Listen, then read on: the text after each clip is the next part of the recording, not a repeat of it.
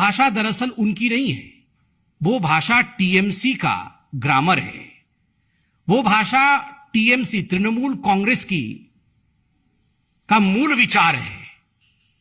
आप सबने सुना होगा टेलीविजन चैनल के माध्यम से कि नरेंद्र चक्रवर्ती अपने भाषण में जो कोचिंग क्लास चल रहा है, जहां उनके लोकसभा क्षेत्र के टीएमसी के सभी कदावर नेता मौजूद हैं और कार्यकर्ता मौजूद हैं, उनको कह रहे हैं कि जाके अपने अपने क्षेत्र में जो भी भारतीय जनता पार्टी को समर्थन करने वाले वोटर हैं उनको चमकाइए। बंगाली में कोट अनकोट चमकाइए, मतलब डराइए, धमकाइए। उनको आप पूर्णतः कहिए कि आप अगर आने वाले बाईपोल्स, आप जानते हैं आसनसोल में अभी उपचुनाव है, 4 और विधानसभा में भी उपचुनाव है, कि अगर उपचुनाव में आप घर से बाहर निकल के बीजेपी के समर्थन में वोट डालेंगे तो ऐसा नहीं होगा कि हमें आपका पता, आपके एड्रेस के विषय में मालूम नहीं पड़ेगा, और जैसे ही आपके पता या आपके ठिकाने का हमें पता चलेगा तो आपके साथ क्या हश्र होगा यह आप जानते हैं, और हमारे कार्यकर्ता जाके आपको बताएंगे। और हां, अगर आप घर से बाहर निकलकर वोट नहीं करते हैं तो खैर होगा, आप बंगाल में रह सकते हैं, बंगाल में अपना काम कर सकते हैं और बंगाल में अपना व्यवसाय या व्यापार कर सकते हैं। तो बंगाल में रहने के लिए ममता बनर्जी ने अपने लॉ मेकर्स, अपने विधायक के माध्यम से एक सूची जारी की है कि बंगाल में अगर रहना है, बंगाल में जीवित रहना है, बंगाल में कारोबार करना है और बंगाल में अगर सांस लेना है तो आपको किसी और पार्टी को, खास करके भारतीय जनता पार्टी को तो कतई वोट नहीं करना है।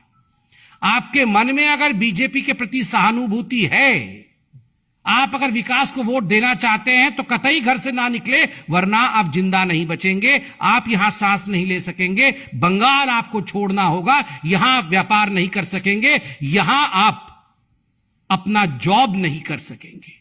आप सोचिए किस प्रकार की मानसिकता है। मुझे आश्चर्य इस बात की है, अगर भारतीय जनता पार्टी का किसी विधायक ने इस प्रकार की धमकी दी होती तो आज पूरे हिंदुस्तान में ये तमाम जो अपोजिशन पार्टियां हैं ना, इनमें हाहाकार मच गया होता। डेमोक्रेसी खत्म हो गई, मर्डर हो गया डेमोक्रेसी का, हम तो यूनाइटेड नेशन चले जाएंगे, हमें न्याय नहीं मिल रहा है, सुप्रीम कोर्ट क्या कर रही है, हाई कोर्ट क्या कर रहा है। हाहाकार पूरे विश्व में मचा देते ये लोग। न्यूयॉर्क टाइम्स, वॉशिंगटन पोस्ट में पत्र लिखना शुरू करते, देखिए हिंदुस्तान की हालत क्या है। कहां है ये सारे जो झंडा पकड़ते थे डेमोक्रेसी के, आज कहां है ये सारे? कोई दिखता नहीं है, कोई बोलता नहीं है। Where are all the torch bearers of democracy today when one of the member of legislative assemblies of Trinamool Congress has threatened the BJP voters, not BJP karyakartas, BJP voters, that if the voters come out of their home and vote for Bharatiya Janata Party, the consequences are going to be dire. So where are all those harbingers of democracy today? Absent. यह अतिशयोक्ति नहीं होगी अगर TMC को हम तालिबानी मानसिकता कांग्रेस कहेंगे। यह मानसिकता कि आप घर से बाहर निकलकर वोट नहीं कर सकते हैं, वरना आप बंगाल में जी नहीं सकेंगे, ये तालिबानी मानसिकता कांग्रेस पार्टी का ही हो सकता है, ये किसी और का विचारधारा नहीं हो सकता है। बंधुगण, आपने देखा होगा कि 3 दिन पहले ममता बनर्जी बीरभूम में जाकर किस प्रकार से भारतीय जनता पार्टी को घेरने की चेष्टा कर रही थी, किंतु आज हम धन्यवाद देना चाहेंगे भारत की कानून व्यवस्था को और हमारी जुडिशियरी को। कलकत्ता हाईकोर्ट ने सीबीआई को सुपुर्द किया है बीरभूम के पूरे मामले को, क्योंकि आज जुडिशियरी को भी लगता है कि न्याय बंगाल में तो हो नहीं सकता है। और आज हम आर्टिकल पढ़ रहे थे, 350 क्रूड बम बीरभूम में मिले हैं, 350 क्रूड बॉम्ब्स। बंगाल आज बम और बारूद के ढेर पर बैठा है और उसे सुलगाने का काम तृणमूल कांग्रेस के विधायक खुद अपनी धमकियों से कर रहे हैं। और यह पहली बार नहीं है, आपको याद होगा 2014 में भी और 2014 के पश्चात 2021 में भी विधानसभा के चुनाव से पहले अनेकों ऐसे धमकी, कभी बॉबी हाकिम करते थे तो कभी उनके पुराने सांसद रेप करने की धमकी देते थे। और बॉबी हाकिम ने तो पिछले चुनाव से पहले जो सेंट्रल सिक्योरिटी फोर्सेस थे उन्हें भी बदले के विषय में कह रहे थे। हम निंदा करते हैं, इलेक्शन कमीशन इसको संज्ञान में ले, ये भारतीय जनता पार्टी जरूर चाहती है। दूसरा विषय जिसको लेकर आज हम सभी चिंतित हैं, जिसको लेकर आज पूरा हिंदुस्तान कहीं ना कहीं हतप्रभ है, वो अरविंद केजरीवाल जी का विषय है। कुछ दिनों से कश्मीर फाइल्स नामक जो मूवी है, पूरे हिंदुस्तान में लोगों ने इसे देखा है और हिंदुस्तान में लोग आज स्तब्ध हैं, हैरान हैं, परेशान हैं, दुखी हैं कि 32 वर्ष पूर्व जम्मू कश्मीर में किस प्रकार का अन्याय हमारे कश्मीरी हिंदुओं के साथ हुआ है। मुझे तो आश्चर्य लगता है, टैक्स फ्री करने को लेकर कई राज्यों ने टैक्स फ्री किया, कुछ राज्यों ने टैक्स फ्री नहीं किया, यह राज्यों का विषय है। दिल्ली विधानसभा में टैक्स फ्री करना है या नहीं, इस विषय को लेकर जब चर्चा हो रही थी, टैक्स फ्री करना नहीं करना यह प्रेरोगेटिव दिल्ली विधानसभा और अरविंद केजरीवाल जी का है, किंतु जीनोसाइड के ऊपर उसका मजाक बनाना, ठहाका मार के पूरा विधानसभा हंस रहा हो, और जिस प्रकार का एक चित्रण पूरे विश्व के सामने और पूरे हिंदुस्तान के सामने गया है, we all have been shamed. Hindustan शर्मसार हुई है क्योंकि अरविंद केजरीवाल जी का जो रवैया था, जो बर्ताव था, कश्मीर जीनोसाइड को लेकर, कश्मीरी हिंदुओं के ऊपर जो प्रताड़ना हुई थी आज से 32 साल पूर्व, यह रवैया सही नहीं था। एक इलेक्टेड रिप्रेजेंटेटिव इस प्रकार लोगों के पीड़ा के ऊपर हंस सकता है, उसे झूठी कह सकता है, मुझे तो विश्वास भी नहीं हो रहा है कोई ऐसे कह सकता है। अरविंद जी, कश्मीर फाइल्स तो एक मूवी है, आपने उसे झूठा बताया। आपने कहा कि ये जो प्रताड़नाएं कश्मीर के हिंदुओं के ऊपर हुई है ये झूठी है। आप उन लोगों से पूछे जिन लोगों के घरों से सदस्य गए हैं। आप गिरिजा जी से और उनके परिवार से पूछिए, गिरिजा जी के ऊपर क्या गुजरा होगा जब उनको आरी से काटा गया होगा। आप नीलकांत गंजू जी जो जस्टिस थे, उनके और उनके परिवार से पूछिए, अगर समय में पीछे जा सके तो इन लोगों के जहन पे क्या गुजरा होगा, what they must have felt when the genocide was in fact underway in Jammu and Kashmir. But despite all that, the way you laughed, the way you mocked the genocide is something which will never be forgotten.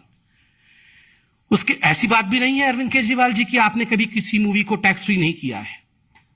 ये सांड की आंख से लेकर पीके movie और bang bang, इन सभी movie के लिए आपने खुद, यहां बहुत बड़ा फेरिस चल रहा है सोशल मीडिया में, जिसके लिए आपने खुद एडवर्टाइजमेंट किया है, पोस्टर चिपकाए हैं। ये सोशल मीडिया के पोस्टर्स हैं अरविंद केजरीवाल के। अरविंद केजरीवाल जी ने न जाने कितने मूवीज के लिए पोस्टर चिपकाए हैं और आज मजाक वो कश्मीरी हिंदुओं का बना रहे हैं।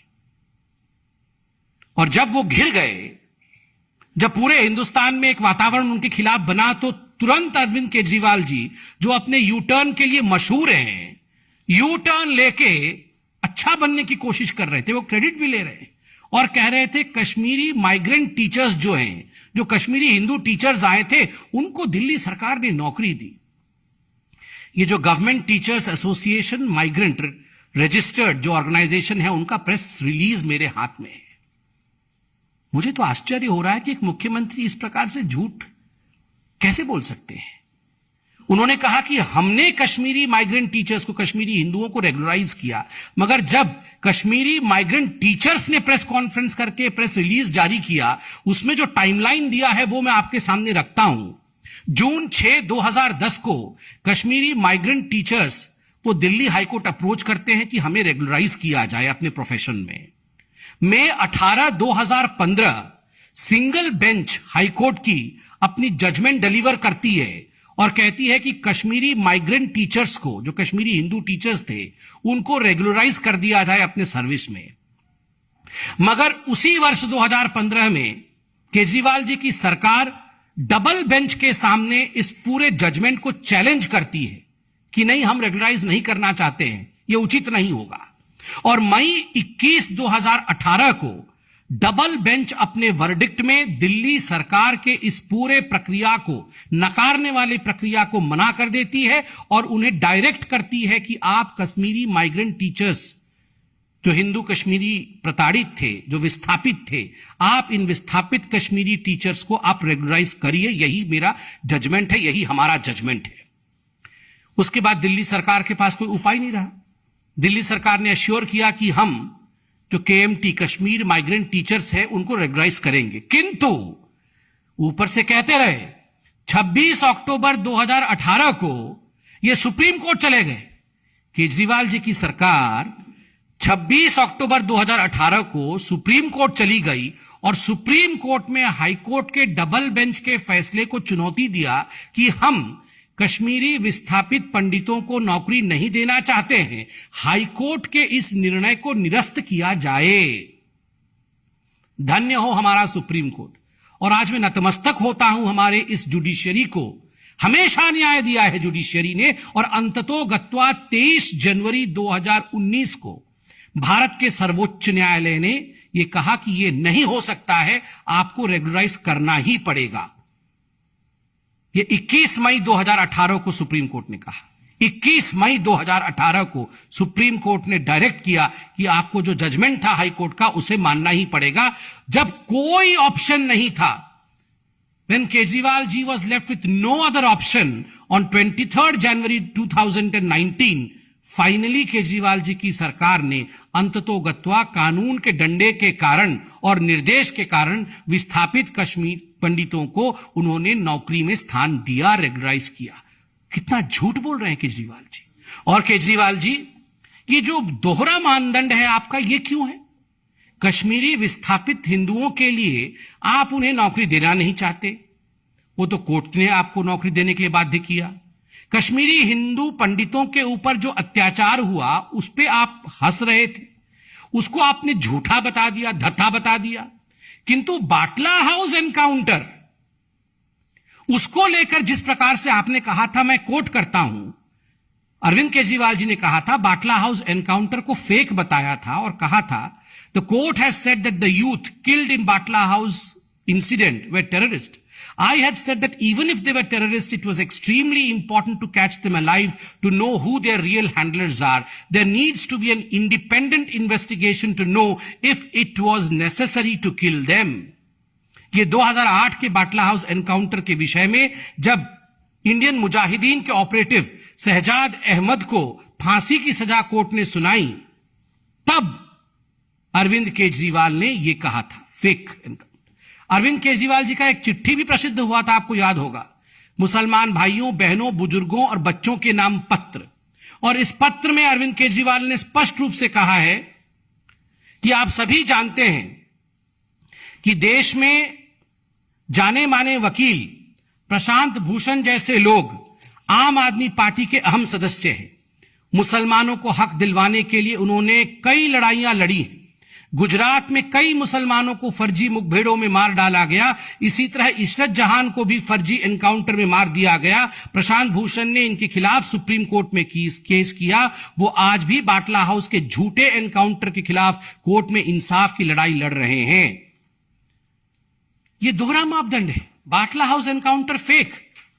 और जहां तक कश्मीरी हिंदुओं के जिनोसाइड का सवाल है, उस पर मजाक उड़ाना, भद्दी टिप्पणी करना, अंत में मैं इतना ही कहूंगा केजरीवाल जी के लिए, मैं अपनी सुविधा के लिए हर बार रंग बदल लेता हूं।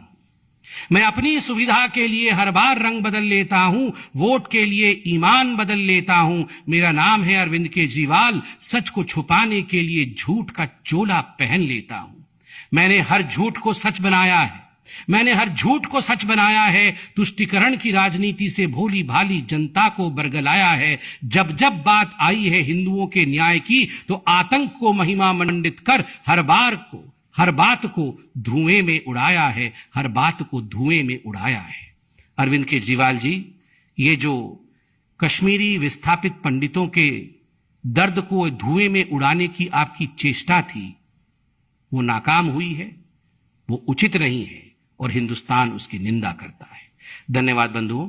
राजकारणातील प्रत्येक अचूक बातमीचे सर्वात आधी अपडेट्स मिळवण्यासाठी सरकारनामाच्या सर्व सोशल मीडिया प्लॅटफॉर्मला लाईक, फॉलो आणि सबस्क्राईब करा। तसंच सर्व नोटिफिकेशनसाठी बेल आयकॉन प्रेस करायला विसरू नका।